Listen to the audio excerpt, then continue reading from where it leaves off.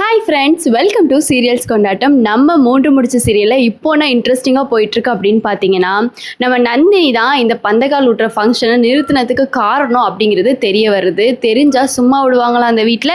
இந்த வீடியோவை ஃபுல்லாக பார்த்தா தான் இந்த வீடியோக்கான ட்விஸ்ட் என்ன அப்படிங்கிறது உங்களுக்கு தெரியும்.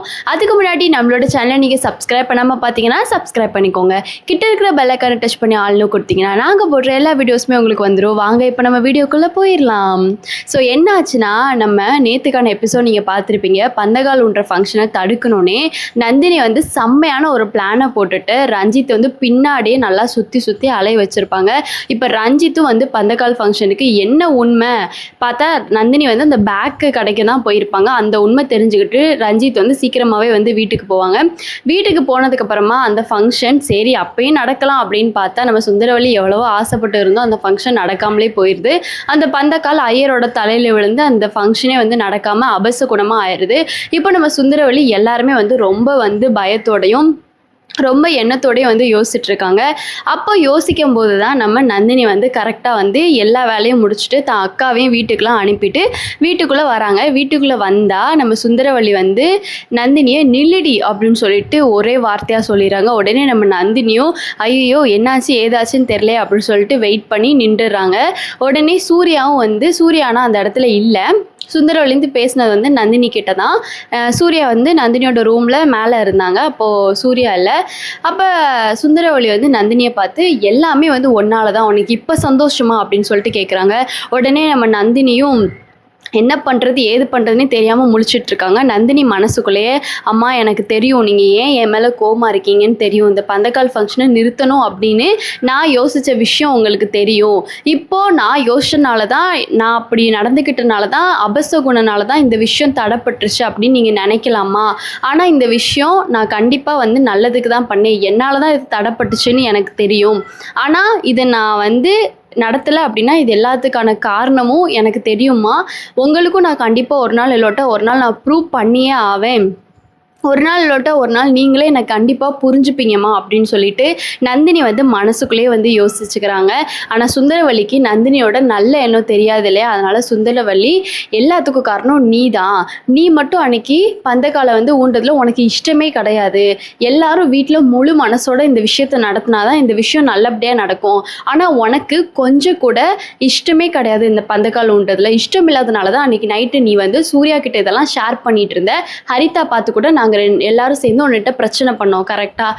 ஆனால் வந்து உனக்கு இஷ்டம் இல்லைனால தான், உன்னோட கெட்ட எண்ணத்தினால தான் இந்த விஷயம் வந்து நடக்காமல் போயிடுச்சு.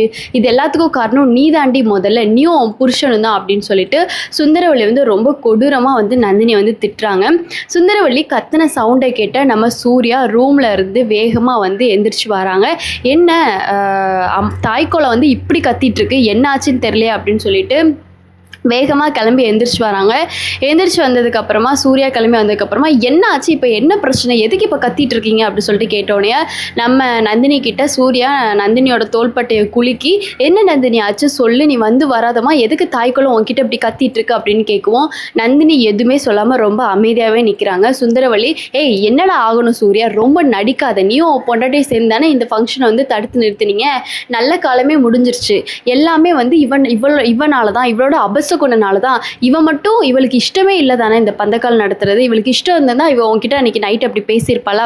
இஷ்டமே இல்லாதனால தான் இந்த பந்தக்கால் வந்து நடத்தவே இல்லை, நம்மளால் நடக்கவே முடியல, இனிமேல் எப்போ இதை நடத்துறது, இன்னும் 5 நாள் தான் இருக்குது கல்யாணத்துக்கு, என்ன தான் பண்ணுறதுன்னு தெரில அப்படி சுந்தரவல்லி புலம்பவும். உடனே அருணாச்சலம் ஏம்மா சுந்தரவல்லி இது நடக்காததுக்கும் நம்ம நந்தினிக்கும் என்ன சம்மந்தம், ஏன் வந்தது வராதுமா நந்தினியை ஏன் திட்டுற, நந்தினி நீ எங்கேம்மா போயிட்டு இருந்தா, நியூ ஃபங்க்ஷனுக்கு இல்லையம்மா அப்படின்னு கேட்டோன்னே நந்தினி எதுவுமே பேசாமல் ரொம்ப பதட்டத்தோட, ஏன்னா எங்கே போயிருக்கோம் அப்படின்னு சொல்லாமல் இல்லை ஒரு வேலையாக போயிருந்தேன் அப்படி சொல்லிட்டு சொல்லிடுறாங்க. உடனே வந்து சுந்தரவல்லி ஆமாம் இவளுக்கு என்ன பெரிய கலெக்டர் வேலை இருக்குது, ஆஃப்டர் ஆல் இவ ஒரு வேலைக்காரி, இந்த வீட்டில் உள்ள வேலையை பார்க்காம இவ அப்படி என்ன வந்து காலைல சுடுதண்ணி ஊற்றிட்டு இவ எங்கே போனான்னு யாருக்கு தெரியும், இந்த கல்யாணத்தை நிறுத்தோன்னே ஏதாச்சும் மை மந்திரம்னு வைக்க போயிருப்பாளா இருக்கும் அப்படின்னு சொல்லிட்டு சுந்தரவல்லி சொல்லவும் சொல்லவும் சூர்யாவுக்கு செம்ம காண்டாயிடுச்சு.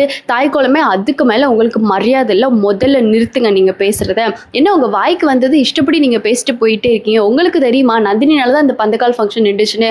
யார் வந்து ஃபங்க்ஷனுக்கு முதல்ல வரணும்? மாப்பிள்ளை. இந்த ரஞ்சித் வந்திருக்கணும். இந்த ரஞ்சித் எங்கே போனான்னு அவனை கேட்க உங்களுக்கு துப்பு இல்லை. என் ஒய்ஃப் எங்கே போனான்னு என் ஒய்ஃபை பார்த்து நீங்கள் கேட்குறீங்களா? என் பொண்டாட்டி ஒன்று அப்படிலாம் ஒன்று கெட்டனை படிச்சவ கிடையாது. அவன் அன்னைக்கு சொன்னானா நம்ம அப்பாவோட டேடியோட நிலைமையை புரிஞ்சுக்கிட்டு எல்லாத்தையும் புரிஞ்சுக்கிட்டு தான் இப்போதைக்கு வேண்டான்னு சொன்னான். ஆனால் அவள் வேண்டான்னு சொன்னதை நீங்கள் அப்போவே கேட்டிருந்தீங்கன்னா இன்னைக்கு இந்த மாதிரி நடந்திருக்குமா? அவள் சொன்னதை நீங்கள் கேட்காதனால தான் இந்த மாதிரி நடந்துச்சு அப்படின்னு சொல்லிட்டு சூர்யா வந்து சுந்தரவழி வந்து கத்துறாங்க. ரஞ்சித் வந்து எதுவுமே தெரியாத அம்முக்குனி மாதிரி நிற்கிறாங்க. உடனே வந்து இந்த பிரச்சனைலாம் முடிஞ்சதுக்கப்புறம் சூர்யா தாய்க்கிழமை உங்களுக்கு அவ்வளோதான், வா நந்தினி நம்ம ரூமுக்கு போகலாம், இதுக்கும் எந்த சம்மந்தம் இல்லை, இந்த ரஞ்சித்தை கூப்பிட்டு கேளுங்க அப்படின்னு சொல்லிட்டு சூர்யா நந்தினியை கூப்பிட்டு போயிடறாங்க. அதுக்கப்புறம் ரஞ்சித்தை கூப்பிட்டு தான் வந்து ஹரிதா தான் கேட்குறாங்க, ரஞ்சித் நீ எங்கடா போயிருந்த? ஒன்னால தான் வந்து இந்த ஃபங்க்ஷன் நடக்கவே இல்லை. இங்கே பாரு ஆன்ட்டியை பாரு எவ்வளோ சோகமாக கஷ்டப்பட்டு உட்காந்துட்டு இருக்காங்க. நம்ம அப்பா அம்மா முகத்தை பாரு எவ்வளோ சோகமாக உட்காந்துட்டு இருக்காங்க. இதுக்கடையில் இந்த நந்தினி பிரச்சனை வேற. இவகிட்டலாம் நம்ம அசிங்கப்படணுமா? அவள் சொன்ன மாதிரியே நடந்துருச்சு, அவள் சொன்ன மாதிரியே அபசகுண மாதிரி நடந்துருச்சு. இப்போது சூர்யாவை கையில் பிடிக்க முடியாது. உடனே இந்த நந்தினியை சும்மாவே தூக்கி வச்சு ஆடுவான். இப்போ பாரு இன்னும் தூக்கி வச்சு ஆடுறான். எல்லாமே ஒன்னால தான் ரஞ்சித். நீ எங்கே போன ஃபஸ்ட்டு அதை சொல்லு.